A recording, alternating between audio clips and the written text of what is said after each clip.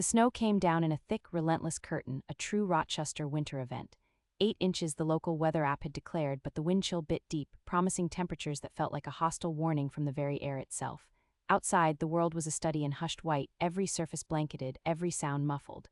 For most, it was an inconvenience, a reason to huddle closer to the radiator and curse the early dawn. For me, Mara Valerius, 32 years old and a long-term resident of the apartment complex on Elmwood Avenue, it was a test of unspoken community resilience. I had always considered myself an observer, not a voyeur, but someone who noticed the subtle rhythms of shared living spaces.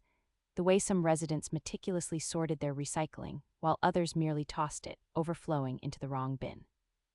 The quiet nods exchanged between those who understood the invisible social contract of communal life, and the slight, almost imperceptible flinches when someone violated it. I had lived in various apartment buildings for years, and through them all, a deep-seated contempt had festered within me for those who disregarded shared community rules, who presumed their own convenience outweighed the collective effort of others. I didn't just notice, I often found myself devising subtle, effective forms of social correction, though never for profit, always for balance. My motivation wasn't malice but a desire for vindication, a reclaiming of dignity for those whose unspoken efforts went unacknowledged. This particular morning, the challenge was practical. My trusty all-wheel drive SUV, the vehicle I usually relied on to conquer such snowy onslaughts, was inexplicably sputtering. A belt the mechanic had mumbled over the phone wouldn't be in for days. That left Sarah's car, a sleek, almost aerodynamic Toyota Prius. Beautiful on a sunny day, an ice skate on wheels in anything more than a light drizzle. Today it was a snowbound sculpture. We needed to get to the grocery store. Essential supplies were running low, and with the city bracing for another storm, waiting wasn't an option. "I'll handle it," I told Sarah, pulling on my thickest thermal leggings, 2 pairs of wool socks, and a parka that had seen more blizzards than I cared to count. "Just get the list ready." Stepping outside was like walking into a freezer. The air clawed at my exposed skin, instantly turning my breath into frosty clouds. The snow lay pristine and deep, undisturbed save for the narrow tracks of a few early risers who had braved the elements. My designated parking spot, the one closest to our building entrance that I usually claimed, was buried under an unbroken expanse of white. My immediate task wasn't just to clear a path, it was to sculpt a temporary claim. In apartment complexes like ours, without assigned spots, there was an unwritten law, particularly during the brutal Rochester winters. If you shoveled a spot, it was implicitly, temporarily yours. It was a gentleman's agreement, a pact of shared effort and respect. I grabbed my shovel, its plastic blade already cold against my gloved hand. The first scoop was heavy, wet snow, solid as cement. I braced my core, lifted and heaved it aside, the rhythmic scrape and thud echoing faintly in the pre-dawn quiet. My arms burned within minutes, my back ached, but I kept going. 45 minutes, I calculated later, 45 minutes of pure physical exertion in the freezing cold. My muscles protested with every movement, my face was numb and my eyelashes were frosted. Steam rose from my body, a ghostly aura in the frigid air. I worked methodically, carving out a rectangle of asphalt, a beacon of cleared space in the swirling white. I scraped down to the bare pavement, a little obsessive perhaps, but I wanted it perfect. This wasn't just a spot, it was a testament to my effort, my silent contribution to making our shared world a little more functional. When I finally finished, wiping sweat from my brow despite the sub-zero temperatures, I stood back and admired my handiwork. A pristine, clear space large enough for the Prius beckon. It was a small victory, a triumph over nature, and a clear signal to anyone else in the complex. This spot was earned. I trudged back inside, my limbs heavy but a quiet satisfaction settling in my chest. Sarah was ready, car keys in hand. We drove out of the newly cleared spot, the Prius's tires finding purchase on the asphalt I had painstakingly revealed. The mission was accomplished. We were gone for just over an hour. The grocery store was a madhouse, everyone scrambling for milk, bread, and essentials before the next wave of snow. Navigating the crowded aisles, pushing a heavy cart, and standing in a long checkout line felt like an extension of the morning's physical challenge. When we finally pulled out of the parking lot, the sky had begun to darken, the promise of more snow heavy in the air. A feeling of tiredness but also contentment washed over me. Soon I would be home, warm, with a hot mug of tea. As we turned onto Elmwood Avenue, my gaze automatically drifted towards our apartment building, specifically towards the spot I had so painstakingly cleared. My breath hitched. Then a slow, cold wave of disbelief, followed by a burning, furious indignation, began to spread through me. It wasn't possible. It couldn't be. Parked squarely in the middle of my shoveled space, taking up every inch of the hard-won blacktop, was a beat-up, dark blue sedan. Derek Thorne's car. Derek Thorne. Apartment 2B he was, to put it mildly, everything I quietly despised about apartment living. He was the perpetual rule bender, the entitlement personified.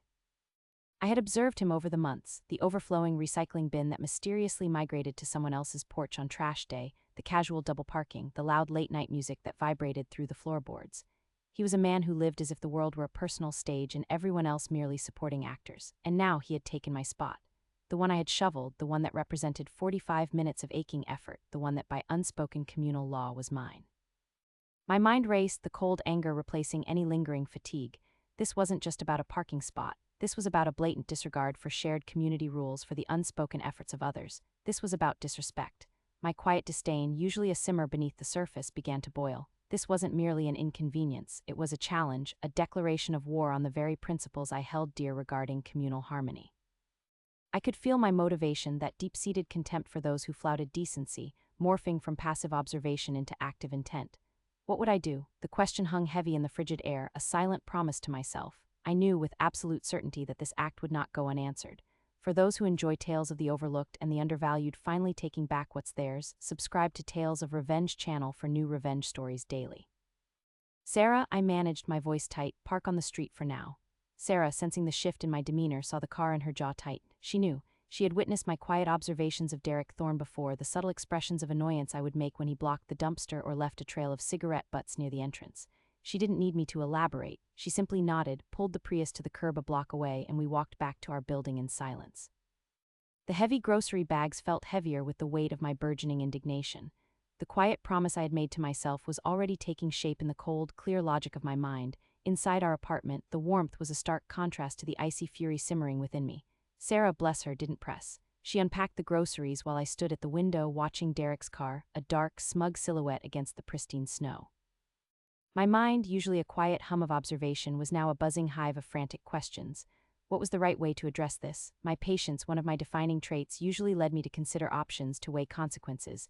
But this felt different. This felt personal. My initial thought was confrontation. Walk over, knock on his door, explain the unwritten rule, appeal to reason. But even as the thought formed, it crumbled. Derek Thorne was not a man of reason, nor of communal understanding. My observations of him over the past months had painted a clear picture. He saw rules as suggestions for others, not mandates for himself. My politeness would be met with indifference, perhaps even a sneer. I could picture his dismissive shrug, the casual way he'd tell me to get over it. That would only inflame the injustice further. Next, I considered apartment management. Mrs. Henderson, the property manager, was a sweet, elderly woman, well-meaning but ultimately toothless when it came to enforcing anything beyond major lease violations. Parking grievances, especially unassigned spots, were always met with a sympathetic sigh and a form letter about respecting fellow residents, which was then promptly ignored by people like Derek. I could already see the dead end of that path. My resourcefulness demanded a more direct yet subtle approach. The day stretched on, each passing hour solidifying Derek's claim over my spot, and each minute deepening my conviction that he needed a lesson. I watched him through the window. He emerged once, not to move his car but to clear a small path to his passenger door, completely ignoring the vast expanse of my cleared spot. He had simply seen a clear patch of pavement and taken it, without a second thought for the effort that had created it. This casual entitlement, this utter disregard, gnawed at me. It wasn't just my labor he had stolen, it was the implicit understanding of our community. My anger wasn't hot, it was cold, crystalline. It was the anger of someone who had repeatedly observed such behavior and now found herself directly impacted by it. I didn't want to cause damage, not real damage. That wasn't my style nor my motivation.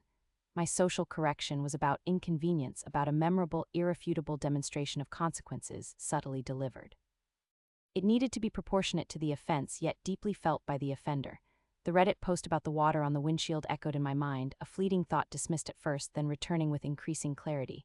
Freezing rain does no damage, the original poster had said. It simply wastes time. Derek Thorne deserved to waste time, a lot of it. The hours crawled by. The sky was now a bruised, ominous purple, promising more snow. The temperature continued to plummet. I checked my phone, -2 degrees Fahrenheit, with a wind chill that made it feel like -20. Perfect. The idea, initially a small spark, began to grow into a roaring fire in my mind. This was not about vandalism, it was about an undeniable force of nature. Aided by a little strategic planning, I began to gather my resources. Our apartment had a large bathtub, easily filled. I found 2 empty gallon jugs from old milk containers. I rinsed them thoroughly, then another. And another, soon I had 6. I filled them with tap water, the coldest setting on the faucet. I didn't just want cold, I wanted freezing. My patient trait came into play here. I wasn't going to rush out immediately. I needed the temperature to drop further, ensuring maximum effect. I needed Derek to be settled in for the night, ideally unaware of the cosmic balancing act about to occur. And I needed darkness, so my movements would be unobserved. I waited until well past midnight, the only light outside coming from the distant street lamps, casting long, distorted shadows across the snow.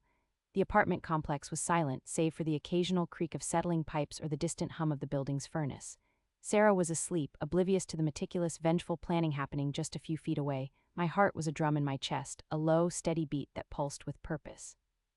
This wasn't just about Derek anymore, it was about every resident who had ever felt the quiet frustration of communal rules being flouted. It was about standing up for the unspoken efforts. I slipped on my warmest boots, my parka, and thick gloves. I gathered the 6-gallon jugs, 2 in each hand, 2 tucked under my arms. They were heavy, sloshing softly with each careful step. I cracked open the apartment door, the cold air rushing in to meet me. The wind bit harder now, a sharper, more malicious cold. It whipped around the corners of the building, making the bare branches of the oak trees groan like old men. I moved quickly but without haste. My observant nature guided me, eyes scanning for any sign of movement, any flicker of light in a neighbor's window. The complex was still, deep in its slumber. I reached Derek's car, a dark blob outlined by the streetlights. His windshield was covered in a light dusting of fresh snow, a clean slate for my operation. I placed the first 4 jugs on the ground beside the car, then grasped one firmly.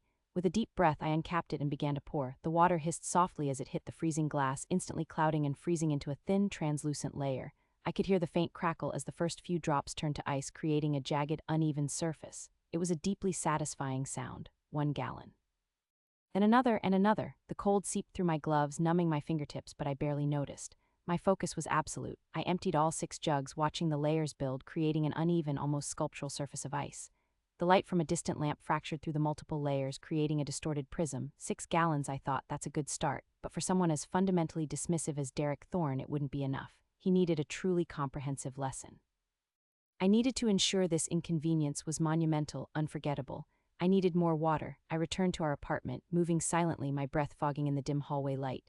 I refilled the jugs, this time grabbing every empty container I could find, a large plastic laundry detergent bottle, a couple of empty soda bottles, even a small wastebasket. I filled them all. This time I also filled a large 5-gallon bucket. The cold tap water, a mere 60 degrees Fahrenheit, felt like a warm bath compared to the ambient air temperature. My hands were stiff, but the adrenaline coursed through my veins, keeping me alert and focused. The pursuit of social correction was a powerful motivator. This was more than petty revenge, it was about restoring equilibrium. For more stories where the scales of justice are rebalanced, often in unexpected ways, remember to subscribe to Tales of Revenge channel for new revenge stories daily. The second trip was harder. The bucket was heavy, cumbersome, sloshing dangerously, threatening to spill on my boots. I moved slower, each step deliberate, the weight pulling at my shoulders. The ice on Derek's windshield had already thickened, a solid, opaque sheet. It looked like a natural phenomenon, a cruel trick of nature.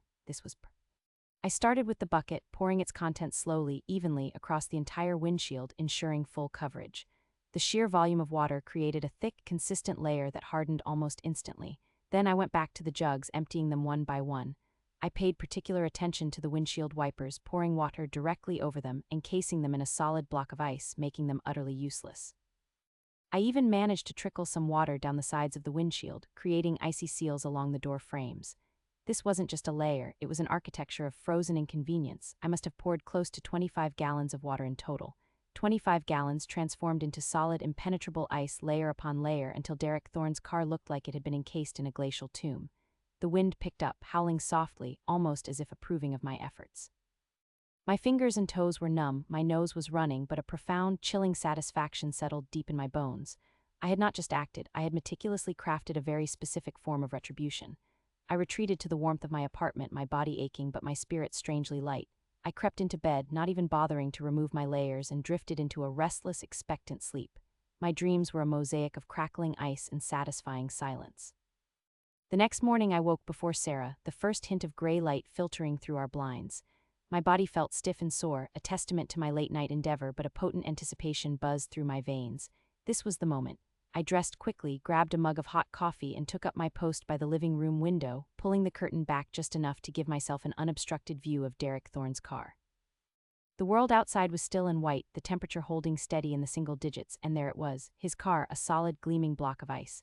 The early morning light caught the frozen surface, making it shimmer like a diamond. It looked utterly impenetrable, a crystalline fortress. I took a slow sip of coffee, savoring the warmth, my eyes fixed on the spectacle. My patience, a trait that had served me well in the planning, was now fully deployed in the waiting. Around 7 o'clock, the apartment building's main door creaked open and Derek Thorne emerged.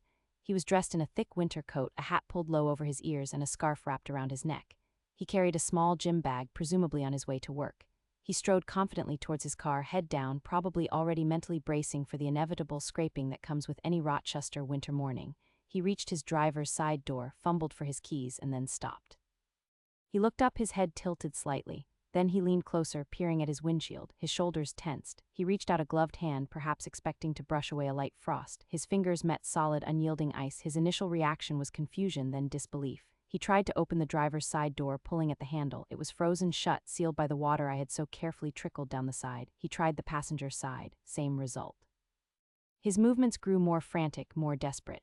He started scraping at a small corner of the windshield with the edge of his glove, a pathetic, futile gesture against a foot-thick layer of solid ice. The sound, if I could have heard it, would have been a faint, useless whisper. Then he pulled out a small, plastic ice scraper from his glove compartment, which he had presumably managed to access through the trunk or a slightly less frozen back door. He attacked the windshield with more force, his breath puffing out in white clouds. Scrape, scrape, scrape. The soundless motion was almost comical from my vantage point. He leaned into it, his muscles straining, his face contorting with effort, but the ice held. It didn't budge, not an inch. The plastic scraper, designed for a thin film of frost, was useless against the glacial mass. It flexed, groaned, and then with a sharp snap, the blade broke off, skittering across the icy ground. Derek Thorne stared at the broken scraper in his hand, then back at his car, his face a mask of utter frustration and dawning realization. He was stuck, utterly, completely stuck. He slammed his hand against the frozen glass, a muffled thud that echoed in the cold morning air. He kicked at his tire, a childish tantrum. He paced back and forth, rubbing his gloved hands together, his body language radiating helplessness and growing fury. His gym bag lay forgotten on the snow. A deep, profound sense of vindication settled over me. It wasn't the wild, cackling triumph often portrayed in movies, but a quiet, intensely satisfying sense of balance restored. This wasn't about inflicting pain or permanent damage. It was about the purest form of social correction. It was about making someone experience, in a very tangible way, the consequence of their casual disregard for others' effort. He had stolen my 45 minutes of physical labor. Now he would lose hours of his own. And unlike my deliberate shoveling, his effort would yield nothing but frustration. Derek Thorne continued his futile assault on the ice for what felt like an eternity. He disappeared for a moment, only to return with a small metal trowel usually used for gardening. He chipped away, a frantic, desperate effort that yielded nothing but tiny flecks of ice, barely visible against the thick block. He tried pouring lukewarm water from a thermos, which immediately froze on contact, adding another thin, mocking layer. His anger was palpable, even from a distance. He threw the trowel down in disgust, his shoulders slumping. He pulled out his phone, likely calling for a ride or a tow, his voice probably crackling with irritation. I watched him for another hour until he finally gave up, kicking his car one last time before trudging back inside, defeated. His car remained a monument to a very particular kind of karma, a frozen, silent testament to the unspoken rules of the complex. My coffee had long since gone cold, but I didn't care. The satisfaction warmed me from the inside out. The consequences of my actions were subtle yet pervasive. For Derek Thorne, the immediate consequence was clear. His car was a non-starter for the entire day. He likely missed work or had to scramble for an expensive taxi. But beyond that, there was the humiliation. Other neighbors emerged throughout the morning, braving the cold, and I saw their glances linger on Derek's car, an unspoken question in their eyes.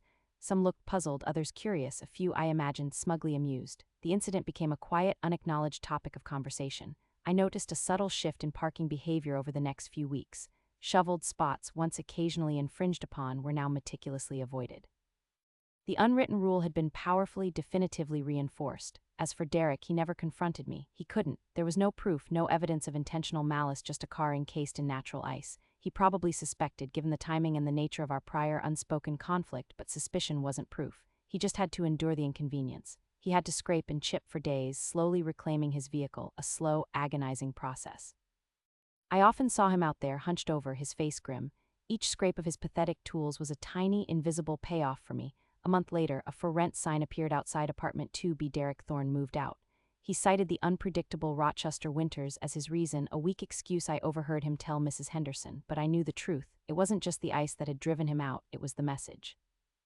It was the sudden, undeniable understanding that in this community there were guardians of the unspoken rules, and that even the most entitled behavior would eventually meet its quiet, chilling reckoning. My social correction had worked on a grander scale than I had anticipated. The balance had been restored, and the community felt just a little bit more harmonious, a little more respectful. The snow fell again that winter, but no one ever took my shoveled parking spot again. Sometimes justice isn't a courtroom verdict or a loud declaration. Sometimes it's a silent, meticulously planned act delivered with the cold precision of a Rochester winter night. and sometimes it's the quiet satisfaction of watching the entitled finally face the consequences of their disregard. This particular revenge for Mara Valerius was a triumph of patience, observation, and resourcefulness, a true vindication of effort over entitlement. Subscribe to Tales of Revenge channel for new revenge stories daily.